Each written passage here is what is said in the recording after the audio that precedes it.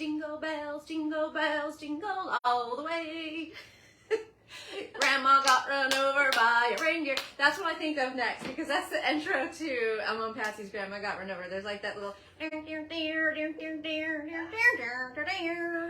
anyway. I was raised on a lot of Elmo and Patsy as a kid. If you can't tell, that was probably the predominant Christmas album that was heard in my house. And by album, I mean LP. Yes, but we just thought it was a hoot. Percy the Puny Poinsettia is still a family favorite, I have to say. Do you know that one? Percy the Puny Poinsettia, sitting alone on the shelf.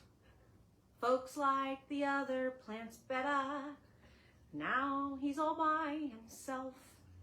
It gets better from there, folks. Go check it out on your local Spotify Elmo and Patsy playlist.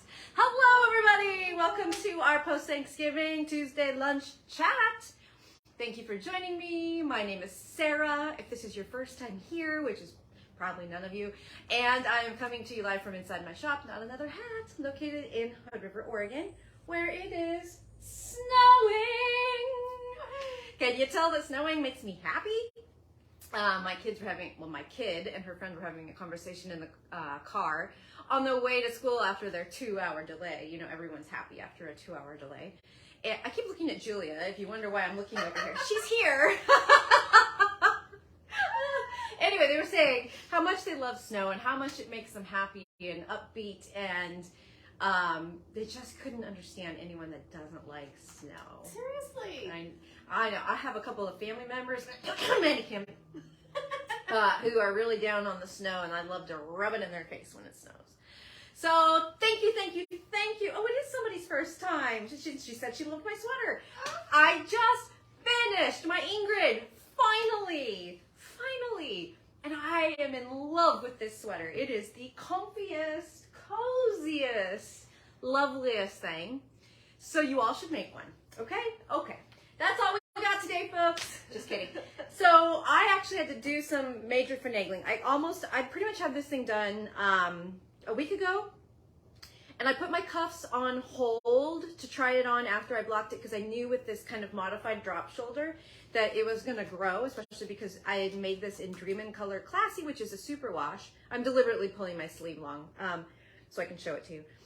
So after I blocked it, there was like 18 inches of ribbing before the cuff I had to rip out. It was that much. 18 rows. Thank you, Julia. Not 18 inches. Nope. I have short arms, but not that short. 18 rows of ribbing from right here, and then a little eyelet combo, and then the cuff.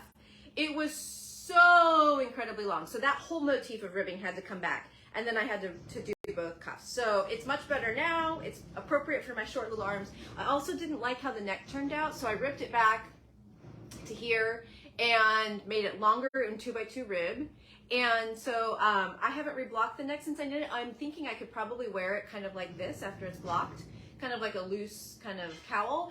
But today, what I really am enjoying is tucking it under and wearing it folded. I was almost tempted actually to whip stitch the bind off to the first row of ribbing, because I really do like it this way. And what is that sweater called? Ingrid! Hi! Is Ingrid on the video? No, I don't know. You just hadn't said. I didn't. I said I finished my Ingrid. Oh, okay. Well, At any rate, this is Ingrid by PetiteKnit. And it is really entertaining because, as you can see, it has a lot of different motifs that you make throughout. So it's just, you're constantly entertained. And it's got this kind of like pick up and drop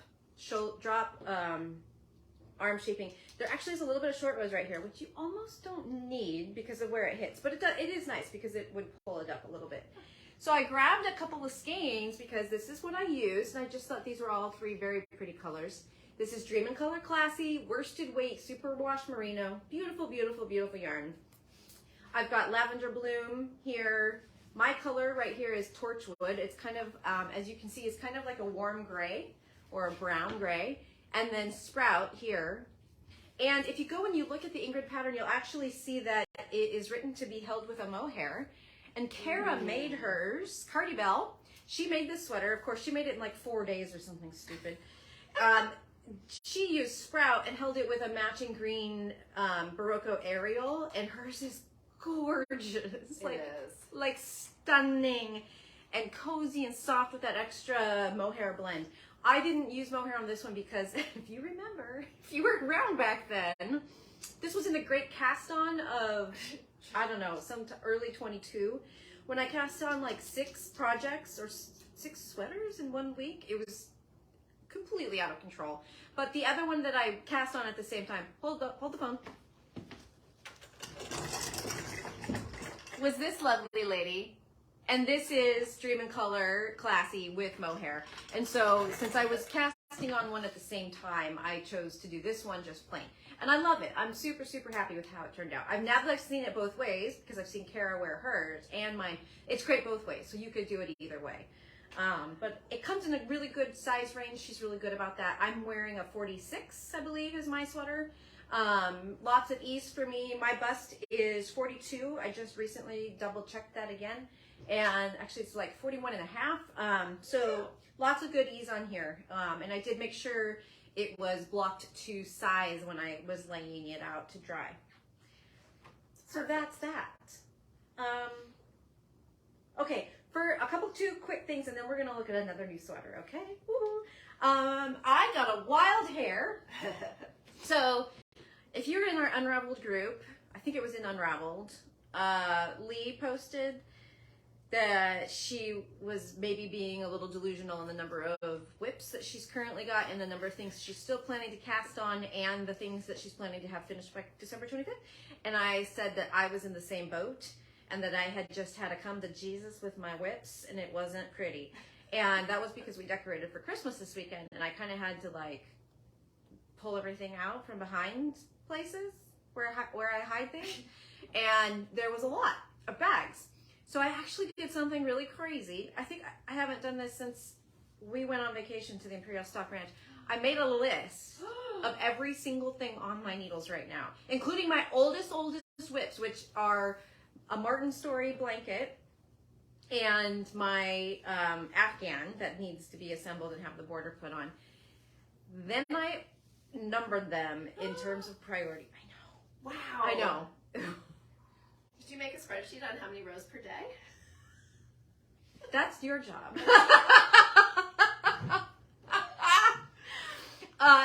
So yes, as sobering as all that was, guess what? I cast on something else. You were exhausted. I have no self-control.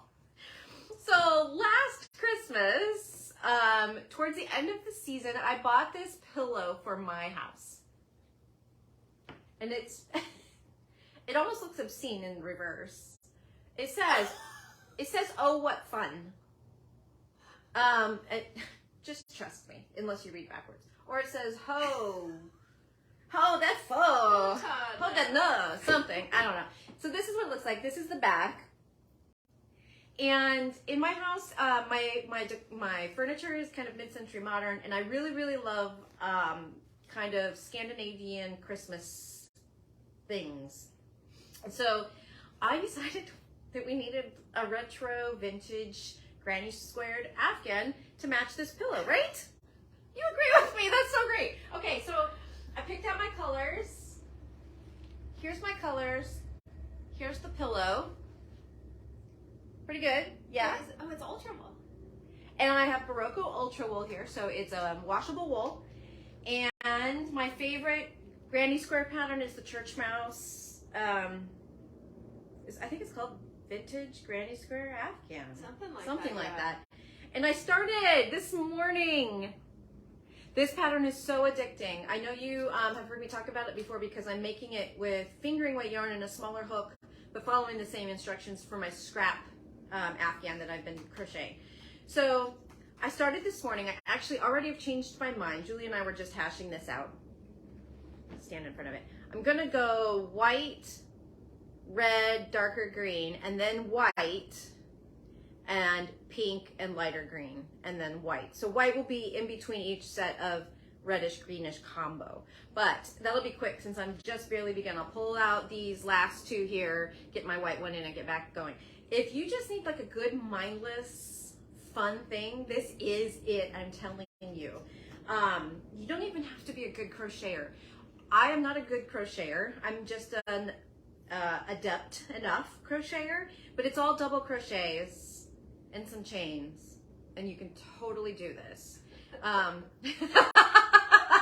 you laughing about Lee? Lee's gonna send me an invitation to the next Delusional Knitters Anonymous meeting.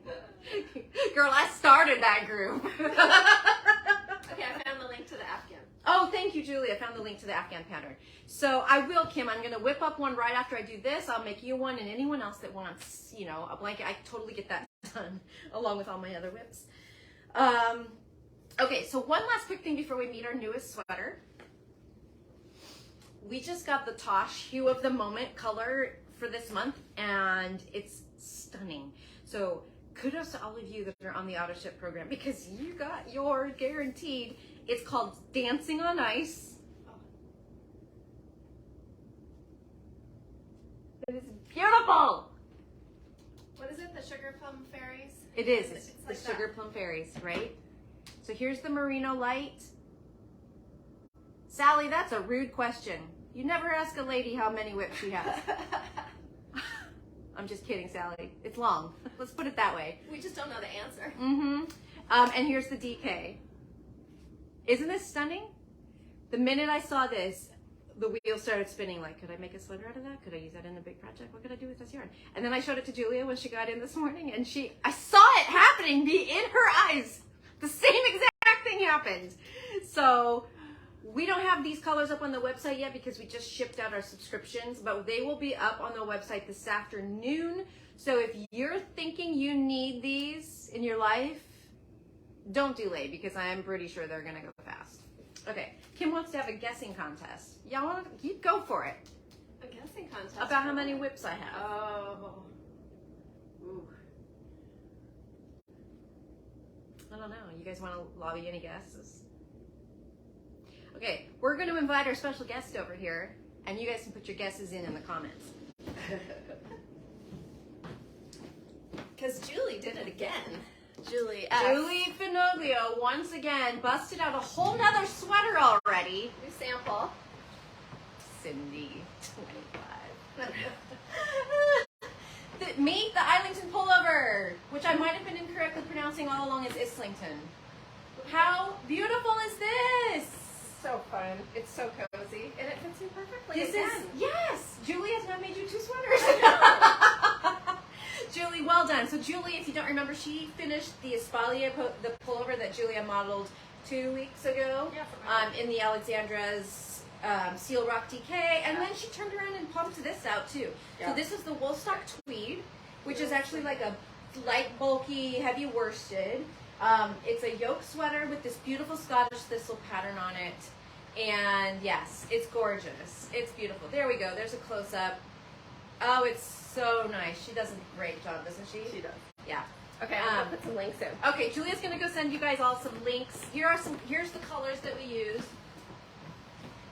This is exactly what the pattern is written to use, which is this brown, this kind of natural, this purpley pink heather color, and then this green.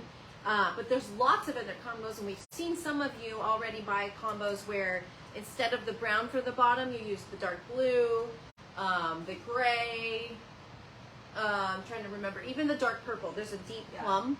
So lots of beautiful combos. There's 2 different kinds of green. So if you wanted the darker stem leaf combo, there's a darker green also. So neutrals. all neutrals would be really fun. Yes. We're well stocked on the Woolstok Tweed too. So if you this is something you definitely could finish before Christmas, because it's 3 3/4 stitches to the inch, or 3 1/2 stitches to the inch, something like that. 3 1/2. It's fast. It's fast. And really 3 cozy. 3/4. 3 3/4? Yeah. Okay.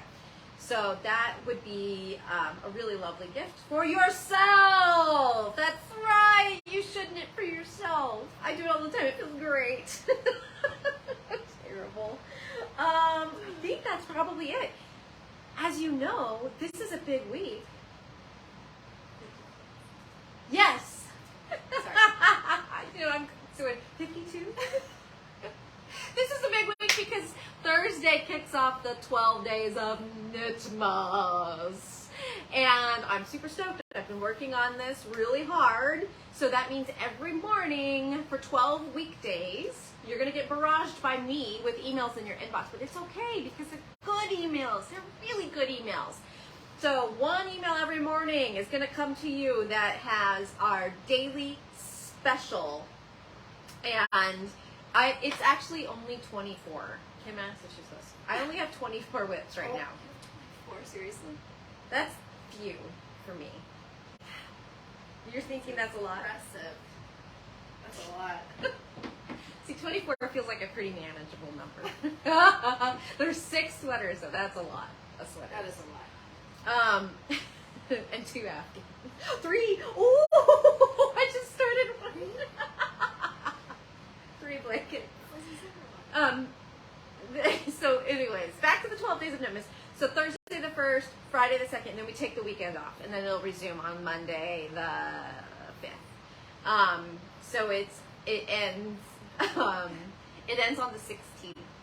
So make sure you're checking those emails, and if you're one of those people that is not subscribed to our email list, just head on over to our website. There's a little pop-up there that says 12 days of Knitmas is about to begin. Make sure you're subscribed, and you can just pop that email right on in there. So yes, I think that's everything. Next week I'm going to join you from a surprise location with surprise guests. Does that sound fun? So meet me back here. Not here, but here. You know what I mean. Same time next week. And we'll catch up again. Thank you for tuning in today. I hope you all had a lovely holiday weekend. And I'll see you in a week. Toodaloo.